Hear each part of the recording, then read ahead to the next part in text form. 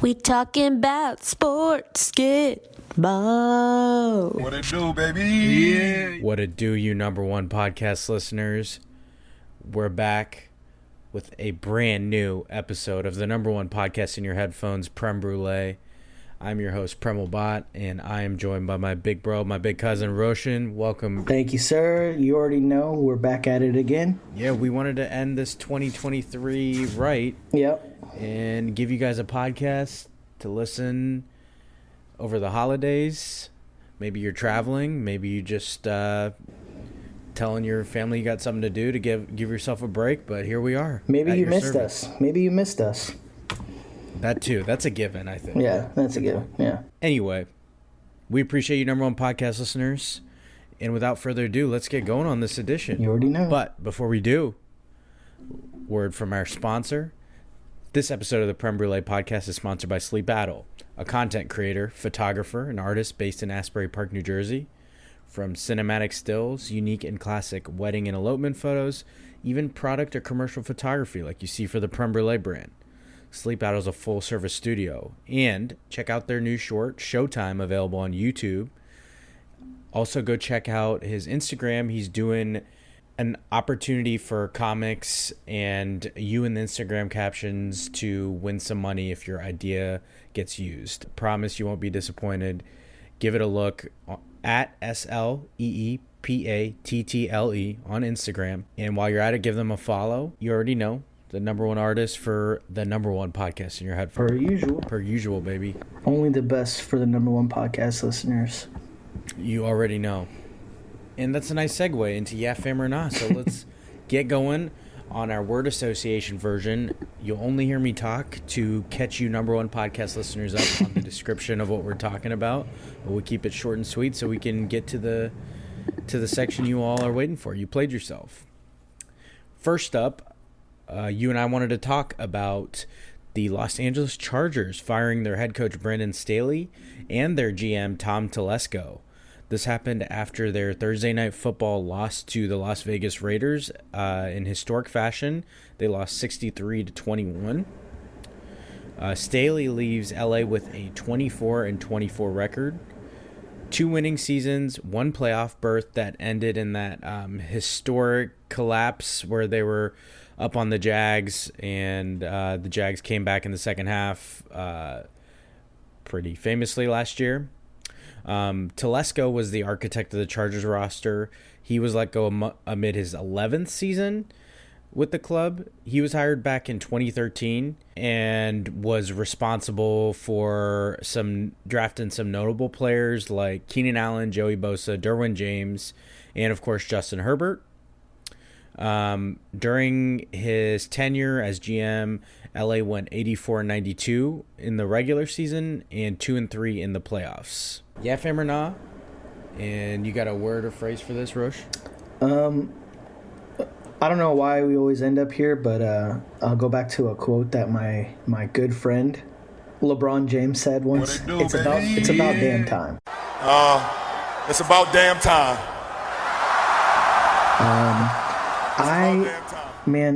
Staley was terrible. I feel like every Chargers game I ended up watching, he was not very, he wasn't in tune with the game. He was always out of touch. He seemed like he was playing a different game than the players were playing, and then he was the opposite of situational football. And I've never seen a team this talented for so long be this mediocre for that long.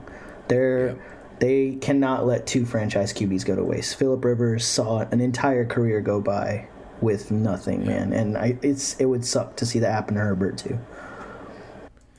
Yeah, I think my phrase for this is hottest job opening. Yes. Hottest job opening in the NFL. I think coaches are going to be lining up for this position. But like you said, this franchise has been underperforming, so I get why they made the move. There's a lot of talent on that roster to be that bad. So and I want to preemptively say, like, I do think Justin Herbert needs to step his shit up. We can't consider you one of the best quarterbacks in the league if you have nothing to show for it. Right. So sure, Phillip Rivers doesn't have rings, but he passed the eye test. Like, your team's got to be doing better than this. Yeah. Let's move on. You know, we had to cover this. The big news. Shohei Ohtani signs with the Los Angeles Dodgers a whopping 10-year, $700 million contract. So, before I get your yes or nah, we're going to do a yes or nah to his decision, a yes or nah to how he conducted his free agency. But I wanted to talk a little bit about how he deferred 680 of his $700 million of his contract for after the duration of his 10 years with the Dodgers. So he'll be paid out that $680 million without interest between the years 2034 and 2043. Yeah, or nah to this being allowed. So I got three-parter. Yeah, or nah to his decision.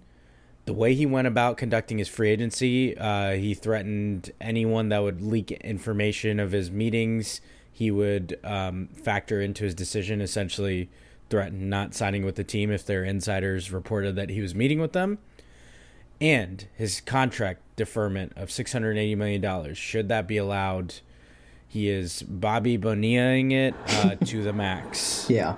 Bobby Bonilla has been getting paid $1 million every year for a huge contract with the Mets. This would be $680 million over 10 years after he's done with the Dodgers. Yeah. So, go ahead. All right. First one, yeah, fam or not to the decision. Yeah, fam, that was the worst kept secret in anywhere. There's no way. One, I never thought he would ever move from LA. Going to the Dodgers is the right choice. He's going to print money while he's there. So, everyone knew it. They had been clearing space for so long, blah, blah, blah. The way he conducted his free agency, nah, fam. Everyone knew that shit was happening. Why even entertain all this shit? Why hold up the entire quote-unquote hot stove? Just fucking sign it. He should have signed the day free agency opened. Everyone knew it. I don't know why we had to drag that shit out. Totally agree.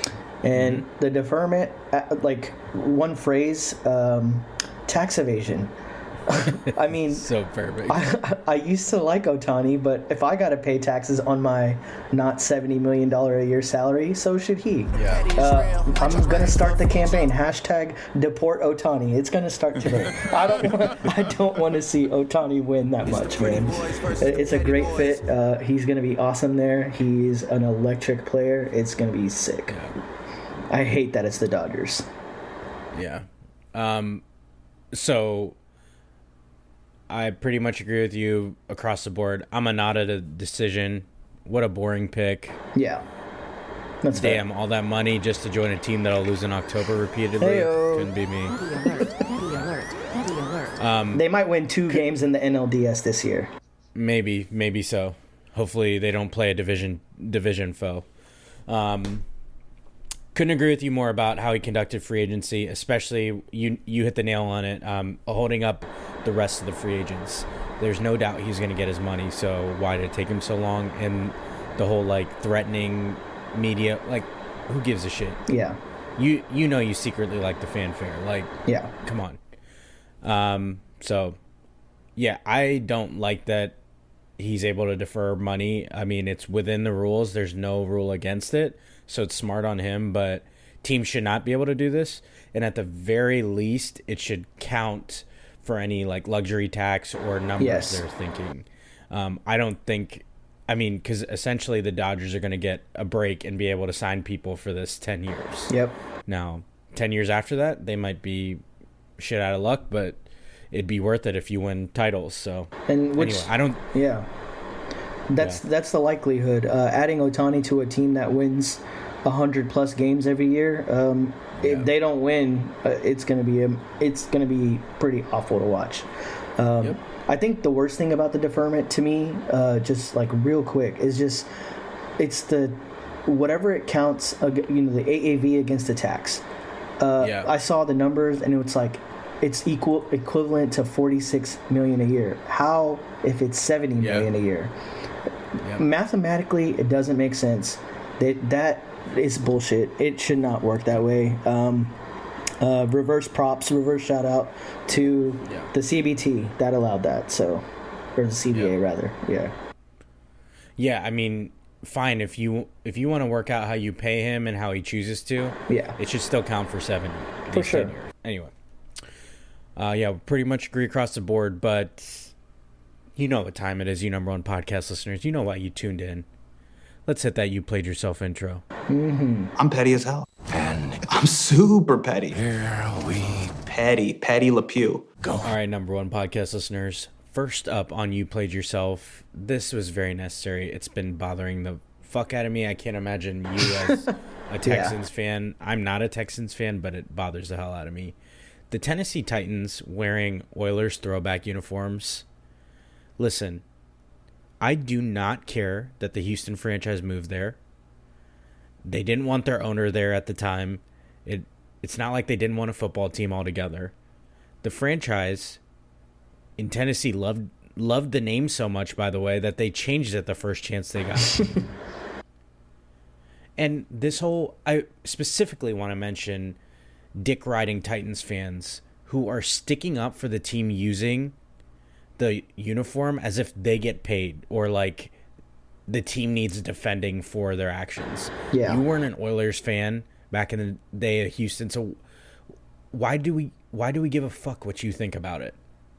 Like, I know the obvious statements you're going to say. It's just bozo material for you to think people want to see the team in Tennessee wearing Oilers throwbacks as if that's where the history happened. Yeah. No, the fuck it did not.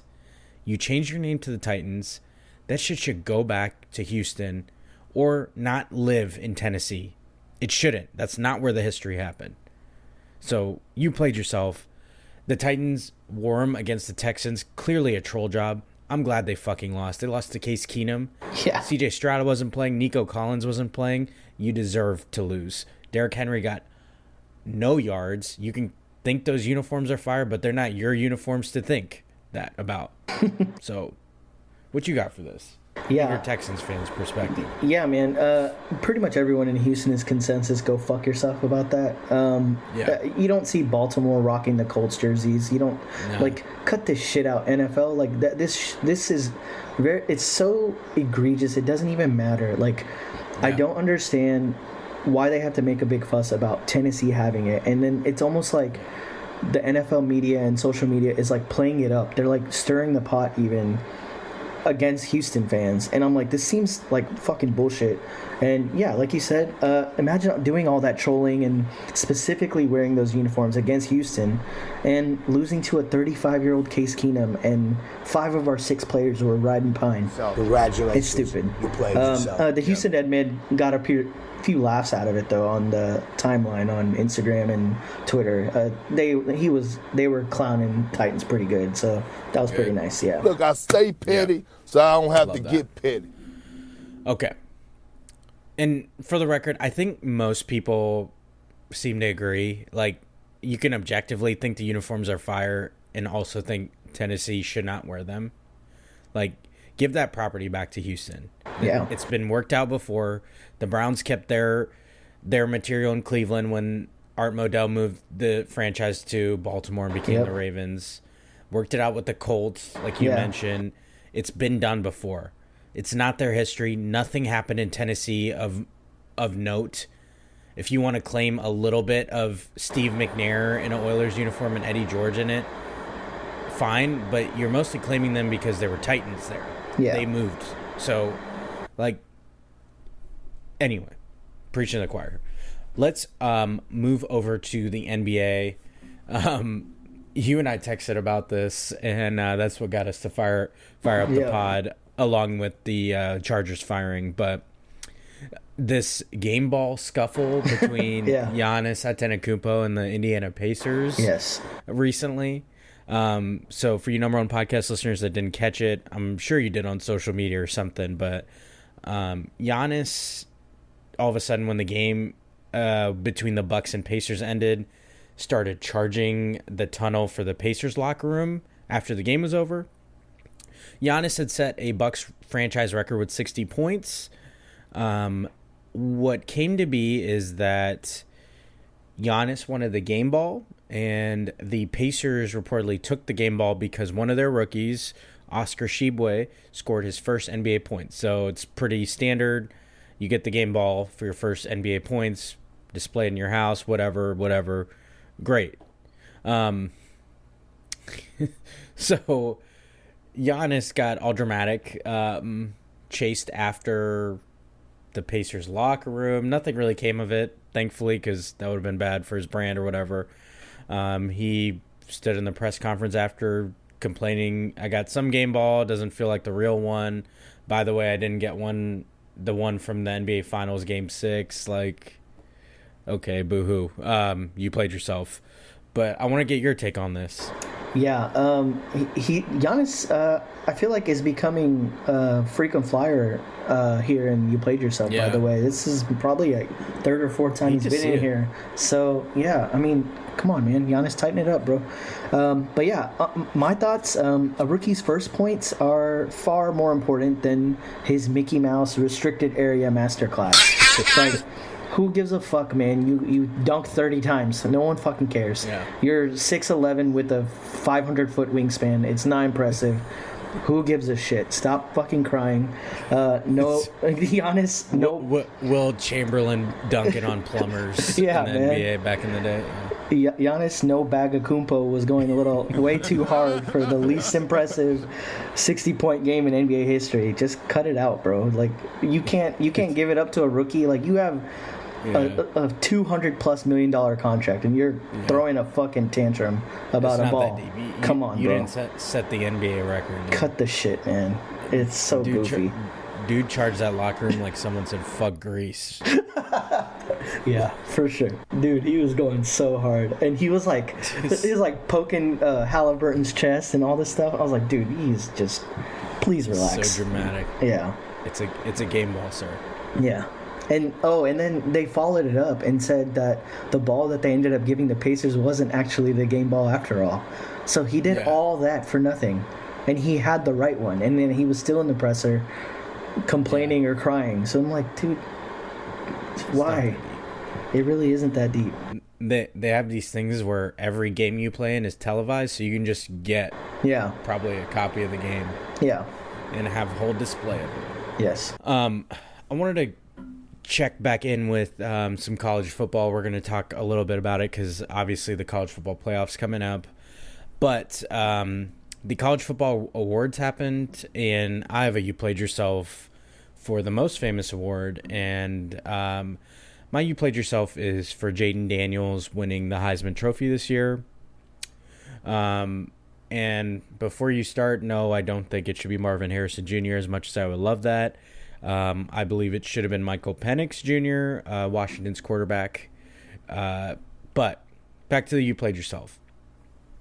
Daniels did lead the nation in total offense this season. He passed for a whopping 3,800 yards and 40 touchdowns to go with over 1,100 yards rushing and 10 touchdowns on the ground.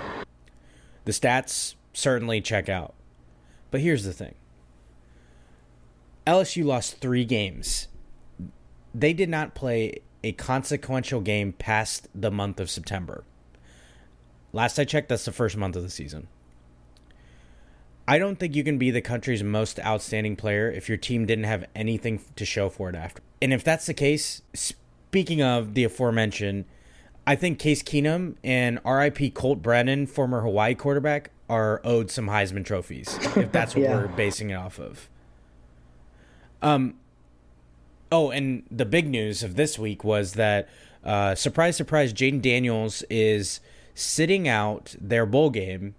Do you want to take a guess at what bowl game they're at? Like, I couldn't guess even if I tried. I could give you a million guesses. He's sitting out their Relia Quest Bowl versus Wisconsin. Awesome. Yeah, you heard that right. Oh my gosh. Who would have thought he was going to play in that consequential bowl game versus the Fighting Luke Fickles, who stunk it up this year in the Big Ten too? Yeah.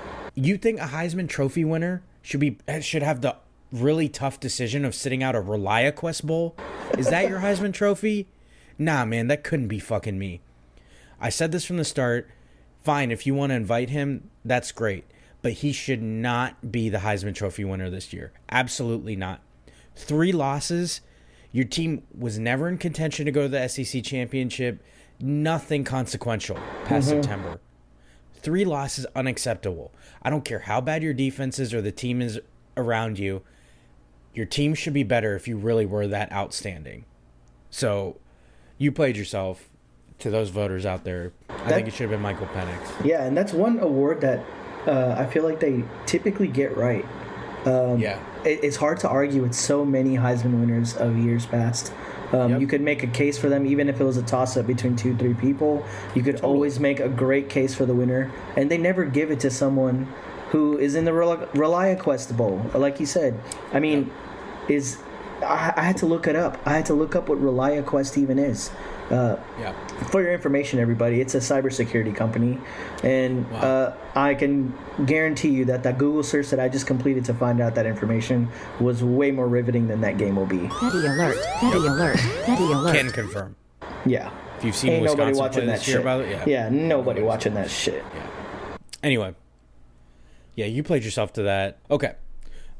Sticking in the college football area, ESPN did a whole football schedule reveal for the SEC on their main network.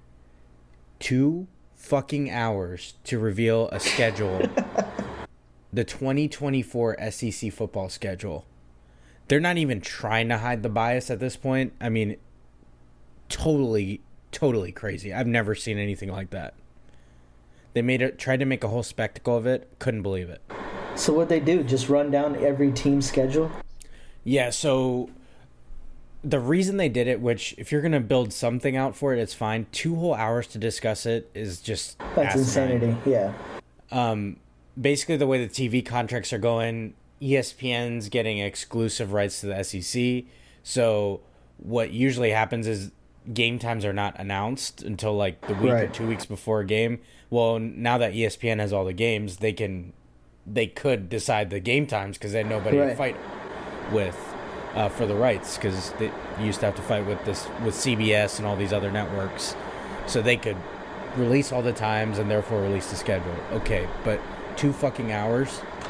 2 hours. Like, we're really giving the whole conference the treatment. A conference that includes teams like Mississippi State, South Carolina, Vanderbilt. Vanderbilt, baby. Like, yeah. Fucking awesome. Gives a flying fuck about that? Yeah. In December of the previous year. Right. Give me a break, man. Give me a fucking break. Slow day on the, quote, worldwide leader. But anyway. Okay, before we get back to the college football playoff, we had to talk about a You Played Yourself Hall of Fame member. He's on here all the time. Literally, the last time you and I spoke, he was on there for choking out Rudy Gobert, and he finds himself back on You Played Yourself. Not even... Technically, it's the next episode, because our previous episode was an emergency podcast with me and Vish about Ohio State. That's true. So he survived not even an episode, and he's back on here. That's incredible. Draymond, the Woat Green, he is back at it. This dude swung and connected on a flailing punch on Yusuf Nurkic. He was suspended indefinitely by the NBA. The unfortunate part is, we make a lot of fun of him, but I think he actually might need anger management help. It's clear that I think his agent, Rich Paul, released a statement that he's getting some sort of help. I don't know what that is exactly. He seriously can't help it at this point, because if he could put logic behind it, he'd know he's hurting his team by doing all this. Yeah. But here he is again. So, unfortunately, it is You Played Yourself. I hope something good comes of it, that he can get some help, because these aren't like normal actions. These aren't like, like testosterone flowing. I'm getting in the heat of battle and have a bad moment. It's like, these are calculated, like to go and choke someone and then you don't accidentally connect with someone's face. Doesn't usually happen. So anyway, you got something to add? Yeah, I mean, I could talk for like 45 minutes on Draymond alone, but like, in the presser afterwards, he said, "I don't usually apologize, but I'm gonna apologize." He's like, I swing my arms around because I like to sell calls. It's like, dude, you seriously look like you're watching a hardcore band. Like you're literally throwing your fist back. Like, what the These are the videos you send me. Yeah. The chaos. Yeah. And I'm just like, this is not normal. This is not how you move your body. Like, there's a huge difference between someone like Pat Bev, who's pretty much universally known as a dirty player, and then Draymond Green. There's truly levels to this shit, man. But I would like to thank Draymond. Against this, against my and this podcast's better judgment, we did. I said this last time too. We tried to sweeten up on his bitch ass. Do you remember this? Yeah. We tried to sweeten up. He was saying some good stuff. He was like, he clowned Dylan Brooks, and we're like, this was funny, man. Like, all right, cool. Draymond's trying to be likable. Only to find he's gotten 10 times worse since that moment. He's tried to murder Rudy Gobert. He open field tackled Terrence Mann in the middle of a game. And he slam danced on Nurkic. That's just the past month, man. I wasn't ready for slam dance. but like, again, this is a perfect, valuable lesson for both of us. Never change your opinion. Never backpedal. Tripling and quadrupling down. It's just not enough sometimes. You know, sometimes you might need a quintuple down. You might need a septuple down, and a dectuple down. You know, that's a 5, 7, and a 10. I had to look those up for Wow, great job. Dectuple, man. Yeah, you know, we kind of did play ourselves. Like, that's not our style. It's not. No, why did we do that? It's not the bot brand. Like, yeah, it's really not. We played ourselves. Draymond, I would actually like to offer you permanent vacation here, and you played yourself, because I guarantee you will be back here before the season's over, at least twice. He might be. I saw this. Like, he might be hurting. You know, he's occupied the media space too, and clearly has a plan to get into media after he plays, because he's already started. It's got to be impacting that too, for sure, because all of a sudden, like, obviously most of his actions are, he can't separate what's going on the court, so hopefully that wouldn't be the case. But brands don't exactly want to partner with someone who acts like this either, so for sure. Anyway, hopefully he gets the help he needs. But we won't soften up on him on You Played Yourself anymore. We sure won't, J1. Yeah. See you later in this section. Before I get to a few that you had on You Played Yourself, I wanted to quickly talk about the college football playoff, and we are going to make our picks in Who You Got later. So I know you're a big college football guy outside of Ohio State, so get pumped for that. You already know. The college football playoff, obviously everybody knows the matchups by now. Michigan's going to play Alabama. That's the 1 versus 4 matchup. And number 2 Washington is going to play number 3 Texas. Famously, and for the first time ever, a Power 5 champion, undefeated, was left out of the college football playoff. That's Florida State. We all know by now Florida State lost their, who probably would have been a Heisman finalist, Jordan Travis, at the end of the season. Florida State did manage to win with backup quarterbacks, won their ACC title. Didn't look particularly impressive, but nonetheless finished undefeated, won the ACC, but got moved out of the college football playoff picture and finished at number 5. So there's been a lot of discourse. No doubt it happened right after that selection on Sunday. But I wanted to add in my piece for what it's worth. Hopefully you're not tired of hearing about this, or it's been long enough. But here's my little spiel about why this is on You Played Yourself. The thing is, the committee got the best 4 teams. And that was the whole point of this 4-team playoff. Obviously, this is the last year of the 4-team playoff, but they've been saying for years they want to get the 4 best teams. But what they did this year, this final year of the 4-team playoff, there was no precedent for.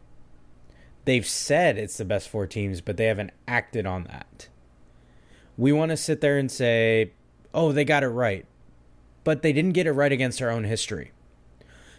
Here's what the committee did prove. It doesn't matter if you do everything they say you should do and everything that they've proven works to get you into the college football playoff. The bottom line is, if you have an injury you won't get in. That's what they told everybody. And to question that even further, if they were really, really emphasizing that injury, how on earth does Florida State, if they really are not one of the best teams, how did they finish ranked ahead of Georgia, Ohio State, even Oregon after their quarterback Jordan Travis's injury? If you're really standing on that hill to say it's the best 4 teams, and we're judging it off all the circumstances, then how did their team finish at 5? Or are you using different criteria all of a sudden? Sounds like bullshit. What a famously controversial way to end this 4-team playoff era of college football. It's so unfortunate for Florida State fans. I think they should have gotten in over Alabama. I don't think there was any reason to argue Alabama being in. Nobody would have disagreed with it. Alabama barely survived against a 500 Auburn team. It took a 4th and 20-plus yard conversion on 4th and goal for them to beat their rival Auburn on the second to last week. They almost lost to USF. Yes, that's South Florida.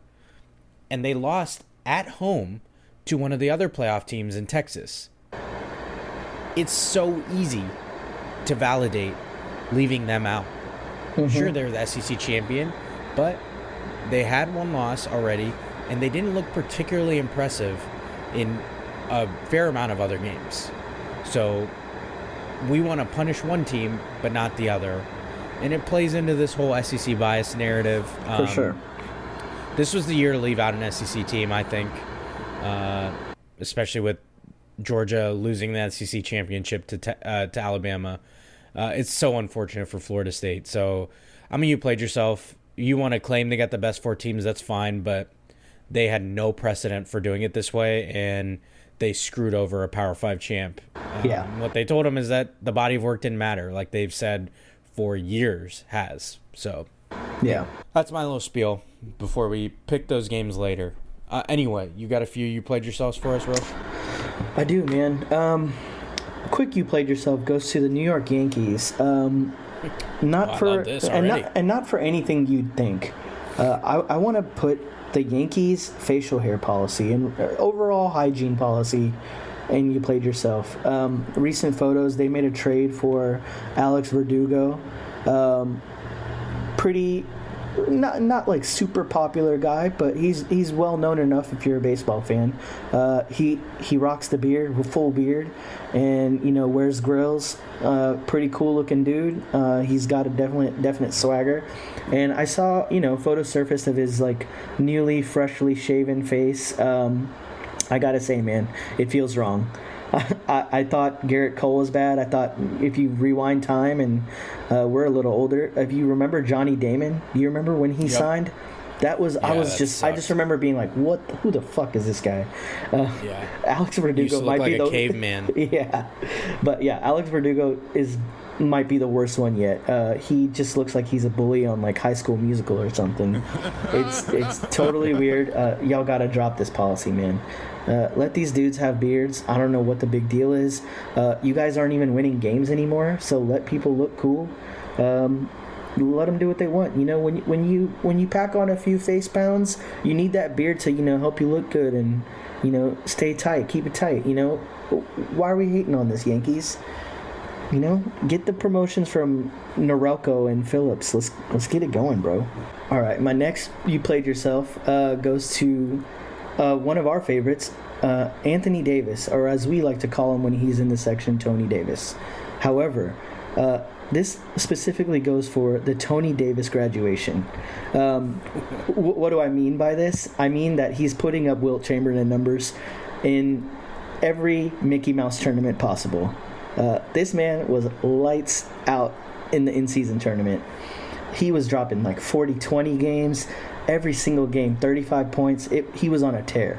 I was like, dude, I need this version of Tony Davis to show up in the playoffs. I need this motherfucker to tape that Kleenex hamstring up. I need to tape it tight for a finals run. There's really no team standing in the Lakers' way, in my opinion, except the Nuggets. This is more than likely LeBron's true last shot. I just don't see it happening. I also think Bronny's going to get to the league, and LeBron's going where Bronny's going. Yeah. So, and chances are, if people are drafting Bronny, that team's going to suck. So, Yeah. and it might not be next year, but it might be like one further year. Who knows? Like, LeBron's at an insane pace right now. But this is a really good Lakers team. I need Tony Davis to step it up, bro.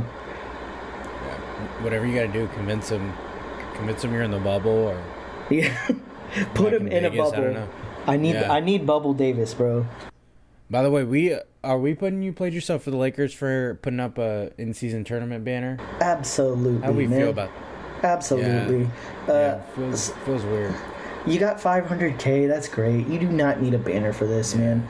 I'm firmly convinced that this is like, there's all these things that popped up on Twitter. Like Kobe was like, we don't hang division banners. We don't hang that. And I mean, he's right. They never used to do that. This definitely feels like an Adam Silver kind of like nudge. Yeah, like, hey that's man, what I'm wondering. please hang this banner. Make this seem more important. I know LeBron was in the news and media being like, this tournament idea is a great idea. Blah blah blah. Adam Silver really cooked with this, so he did what he had to. We don't need a banner for this. It's just there's too many memes available for this, and we don't need all that. Yeah, they already. You don't want like what the Colts do, where they have a banner for AFC finalists. AFC finalists, yeah. Yeah. I mean, imagine if that's the what I was Pacers thinking. won. Imagine if the Pacers won. And if they hung that banner, they would be clowned They'd be relentlessly. clowned, yeah, at least We the gotta Lakers keep- have other banners up there. We got to so- keep the same energy, man. Yeah. I wonder if you're right. That's why I asked the question. Like, it feels like it was a NBA kind of like nudge, like help us continue making this A thing, yeah. feel serious. And they already did. Like, it was a huge success. Tons of eyes on the games. Yeah. The money was a great hit. Like, players were motivated in it. Yeah. So I think that was their victory, but hopefully that doesn't make it seem corny. Okay. We like to mix in our non-sports you played yourselves just to put a bow on it. So I'll go ahead and go first, and then I'll get yours. My non-sports you played yourself always kind of happens around this year. I fight this battle every year. Y'all folks with the white holiday lights. I got a you played yourself for you and your boring asses. Listen, y'all are really bringing trees inside houses, decorating the inside and outside of your houses all gaudy, and you're trying to be classy with white lights. Give me a break. Y'all are not fooling anyone. You're just boring. Just keep it fucking all the way real. White lights, boring. If you're going to be that boring, just why even put up the lights? Why even let your light bill go up for a whole month? Like, you can purely state you're boring without having anything. This Anyway, is a very specific attack. So just to confirm, you are not dreaming of a white Christmas, correct? Correct. You need the colors. You need the blues and the greens and the. At least make it fun, man. Oh, that's fair. That's the whole point. I like that. Could you imagine a kid growing up in one of those boring ass houses where it's like, it feels like, I don't know, one of those movies where people don't look like they live there? It's like, is that the whole angle of it? It doesn't even feel cozy. It feels like cold. Anyway, what you got for you played yourself? Mine's kind of particular. Maybe it's like a little regional. I read an article that Austin, Texas, the city I live in, was named the only city by whatever metrics they did. It was named the only city to become more affordable in 2023. Wow. Great news for you, right? Did your rent go down? No, you would think, oh, my rent went down. No, my rent went up $250 fucking dollars. Congratulations. What Austin are these guys talking about? Because we went to dinner. My girlfriend and I went to dinner the other day to celebrate her birthday. A couple rounds of drinks, some appetizer, blah blah. $175. I don't know what I don't know what the hell y'all are talking about. This shit is not cheap over here. They're lying to you. Do not move here. That is my biggest you played yourself. Do not move here. Do not drive my rent up. And then I guess maybe this might be a little bit of a cancel take anyway, but Kanye, you played yourself? Yet another release date announced, yet another album not dropped on that release date. You gotta stop doing that.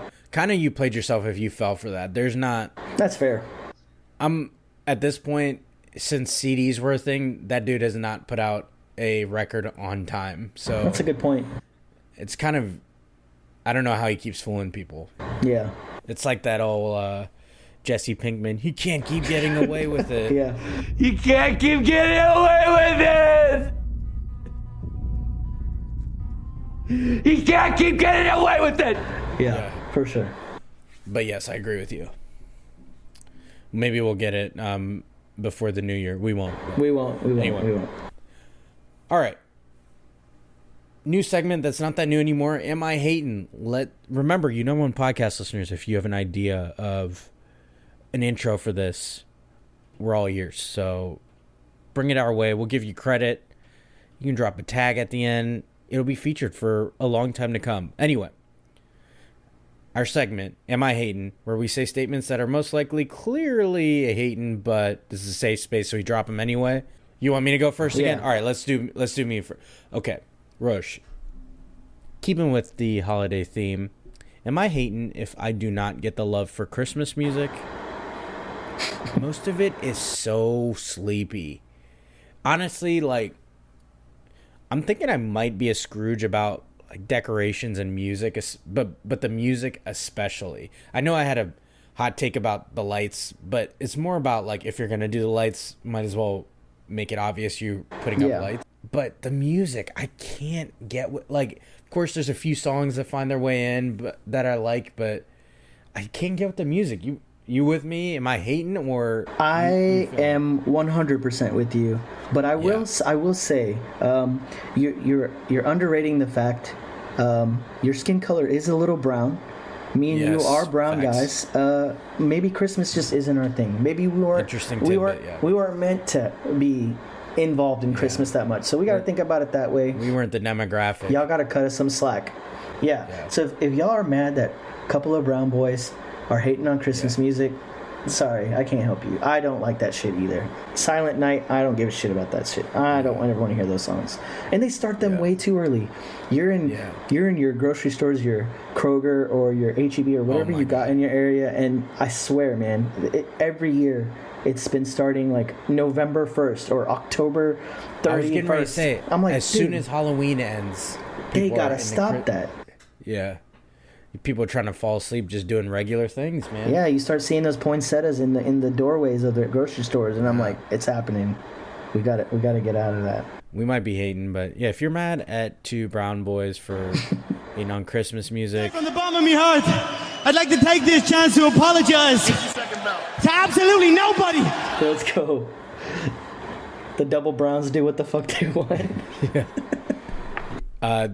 Now the unfortunate news, it is very cute, but Barrett has really taken a liking to Christmas music, so now, unfortunately for me, and maybe some of you number one podcast listeners revel in this, but I have to kind of fake it and pretend I love it so that he will cutely sing along his own versions of these, so can't ruin it for him. I'm not that much of a Scrooge, so the Premal Santa cosplay is dropping soon. That Santa cosplay is just within 2 years away, man. I just know it. I can feel it. Here we go. I'm going to be wearing a Santa suit before you're right. Hate to see it. You're absolutely right. Hate to see it. Yeah. Okay. Now let's move on to who you got and what you feeling, Rosh. So, last episode that you and I were on, obviously pre-emergency episode with Vish, which if you haven't heard that one yet, go listen to it. It's very therapeutic, and still a lot of it pertains to especially Ohio State fans. Yeah. Maybe fans of other teams can commiserate or enjoy our misery. So that's the plug for that one. Anyway, you and I talked about some surprising teams last time you and I spoke. We talked some contenders and pretenders in across the whole scope of the NFL. But Oh, and then we also talked about some dark horse NBA MVP picks, so we'll track that over time as well. Yeah. This episode, I wanted to ask you a couple of football-related ones. And first up, Let's hear it. NFL. All right. So we're getting close to playoffs, entering the last few weeks of the regular season. If I were to tell you, for the Super Bowl, you get the San Francisco 49ers or you get the field, who you got? I'm taking the 49ers, man. Yeah. They look nasty. Yep. I just, the more time that passes, I think every team has a lot of flaws, and just any way you slice it, you can pick a lot of flaws. There are very few flaws in San Francisco's game. All right, so I agree with you. They look far and away the best team. I will be very surprised, assuming full health. Yeah. Which we always hope for all teams to be fully healthy. Which this year seems especially impacted by health in some key positions, by the way. Okay, I force you not to pick the 49ers. Who has the best chance to beat them?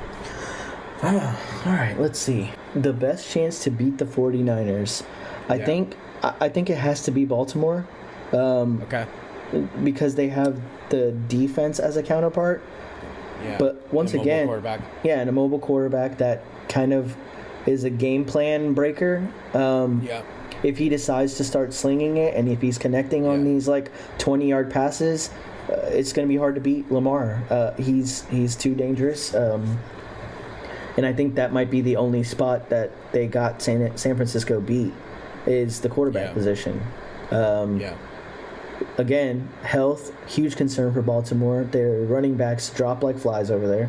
Oh, man. I don't know Seems what... like the worst luck position in football is running back for the Ravens. I don't know what it is. Every single year, one of their running backs just catastrophic injury. Yeah. They had J.K. Dobbins go down week 1. Yeah. And then they have a revelation rookie, Keaton Mitchell, and he's been amazing. Non-contact. Yeah, just knee awful. buckles. Awful. Yeah.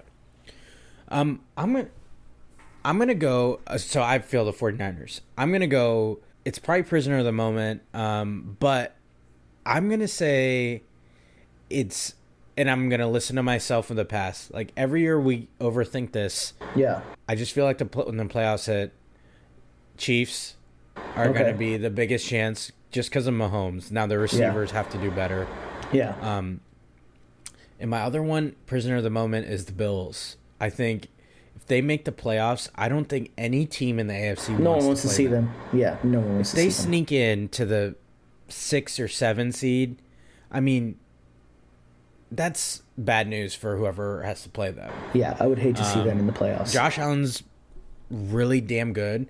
He's mobile and can sling it.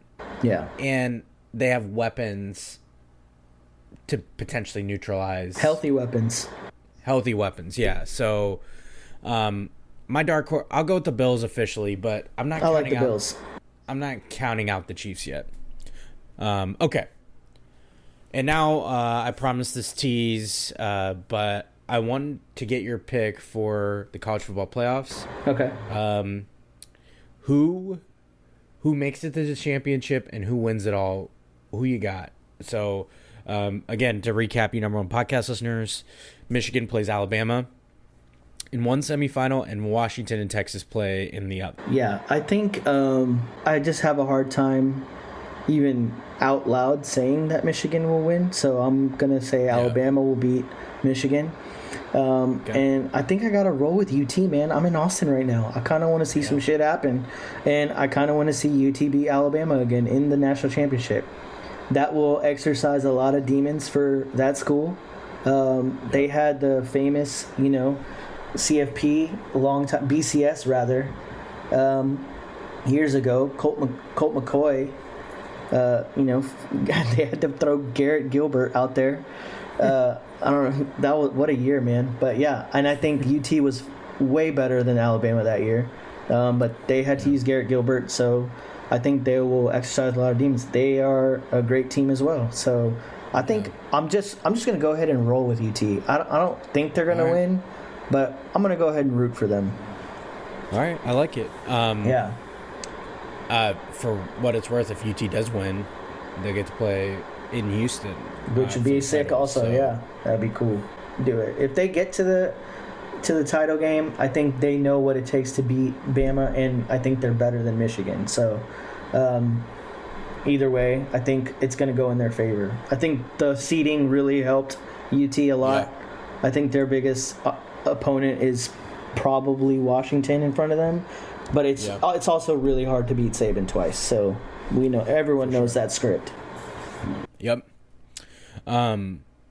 So, for what it's worth, for those of you number one podcast listeners keeping track, on January 1st, the first matchup of the day is that Rose Bowl, Michigan versus Alabama. Michigan currently are 2-point favorites in that game, so not that substantial. And then the second one of the night is Washington versus Texas in the Sugar Bowl, and Texas is 4.5-point favorite, so a little bit more. Yeah. My picks for the semifinals, you bet your ass I'm not picking Michigan. So Look, I got Alabama petty, in so I don't have to the get first petty. matchup, and I am going to go with Washington, even though they're not favored. I do think they have a super talented team. Not that Texas doesn't. Texas is loaded across the board. Yeah. But something about being the not respected underdog somehow, even though they're undefeated. So I'm going to go with the Washington-Alabama matchup, and I'm going to go with the improbable Washington title. Love it. So I believe it'll be their first one. They're the only one without a history of national titles. So Right. Yeah, you'd love to see that happen. The others are Blue Bloods. Michael Penix would be a great story. I feel like people are going to largely forget this, but he was quarterback at Indiana University before transferring to Washington. Yeah. So he's been tremendous. The Heisman Trophy runner-up. I think he should have been the winner of it, as we talked about earlier. But the name of the game is anybody but Michigan. So Bama, do your thing. Petty alert. Petty alert. And then Petty alert. whatever, Okay, let's move on to what you feeling. I'll go ahead and go first and get what you're feeling lately, Roche. All right. What I'm feeling is that one team in Columbus actually knows how to win. Our very own Columbus Crew won the MLS Cup. You know, as I always say, you number one podcast listeners, go Crew, go soccer, baby. This is their third title in franchise history. They last won one in 2020, the COVID year. Huge win for the city. They did it in their home stadium. The parade ended up being crazy, just like on a weekday too. People really showed out. What a story. I feel like it could be like a plot of a movie. What was once a team that was almost taken from Columbus. Shady previous owner had in his contract to move it actually to Austin. Yeah. A legitimate grassroots movement saved the franchise, saved the Crew movement, got new owners here, a new stadium downtown that's beautiful, and here they are winning with a brand new coach, a whole exciting brand of soccer, high scoring, not a lot of defense, very exciting to watch. It's a big moment for the city and a refreshing one at that, to see someone actually win when it matters most. So real cool for the city. Big, as you can tell, I'm a big soccer guy, so go Crew, go soccer. You already know. Yeah. But, all jokes aside, it's still huge. We see this degenerate franchise in the NHL who's been largely sorry for their entire 20-plus year existence in the Columbus Blue Jackets. Ohio State's been disappointing the last 3 years, and here come the Crew just taking over the city and winning when it matters most. So you love to see it. Yes, sir. That's pretty awesome. Yeah. What am I feeling? Honestly, I gotta say, going back to our last episode, the thing you said about the GI tracks, mine's holding up, man. We're eating Poopy a lot season, of food. you surviving? Poopy season is going well. We've had birthday dinners, we've had Thanksgiving, the works. So it's like, all right, I'm enjoying the food. You know, you always enjoy the extra desserts here and there. For sure. You know, you get back at it in January, so it's always nice to, you know, spend time with your family, friends, whatever it is. Other than that, I will say this might be a surprise to you. The girlfriend and I have bought a movie pass because there was like 3 or 4 movies that we were wanting to see, and then if you know, movie tickets are literally like $15.99 these they're days. ridiculous now. Yeah, An AMC movie pass was $20, so we've been like going to the theater every week to see a movie to get our money. So we're just gonna do this for a couple months, see all these movies that are coming out, and then like go back to the normal life. But it's pretty cool going back to the theater, enjoying movies on the big screen. One underrated thing that I guess not a lot of people talk about is having assigned seats. Yeah. As someone who's chronically late, and as also someone, this might be a hot take, as someone who hates trailers, I don't give a fuck about trailers. All right.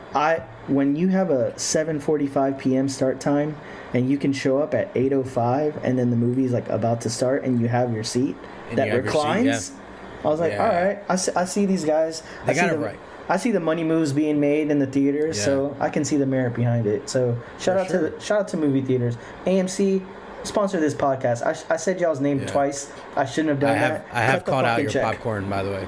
I have called out your popcorn. Yeah. You have? All right, fuck the popcorn, by the way. Yeah, their popcorn stinks. They put we're not too chummy around here. Yeah. Yeah, I don't want to get too chummy with them. Cut the check, and all of a sudden it's my favorite popcorn. You already know. Yeah, butter will be delicious at that. Curious, what is this like Oscar season movies that you're interested in? Any not necessarily, but we saw Saltburn.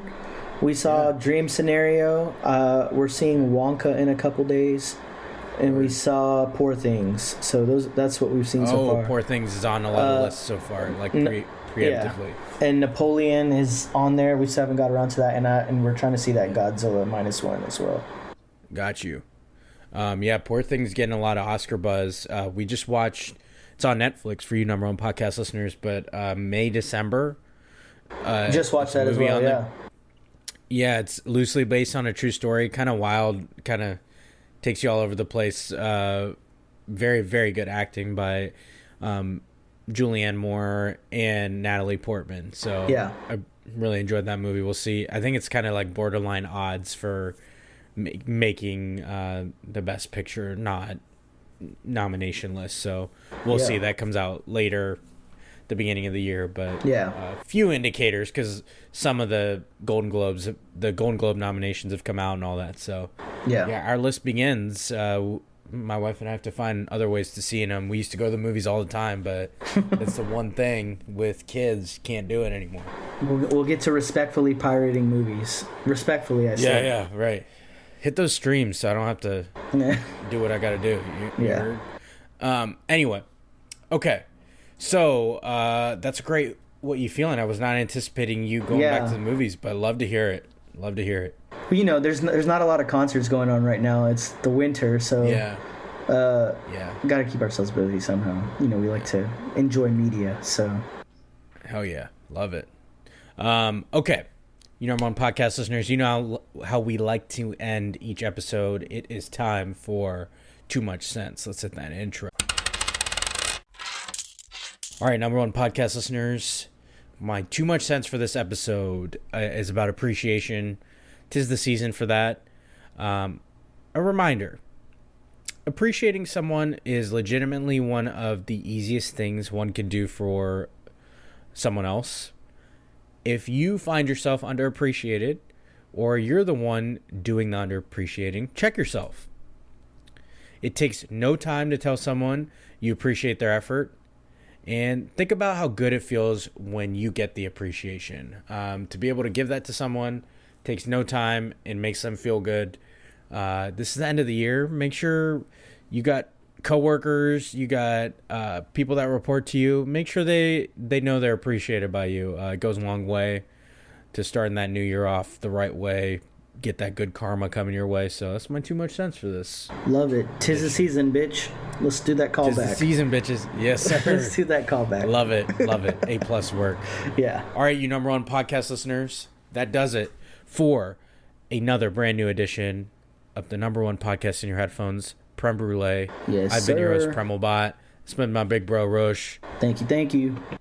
I want to thank you all for your support over this past year. You know, if you follow me on social media, which if you aren't already, please do see the episode description if you want to know how to do all those.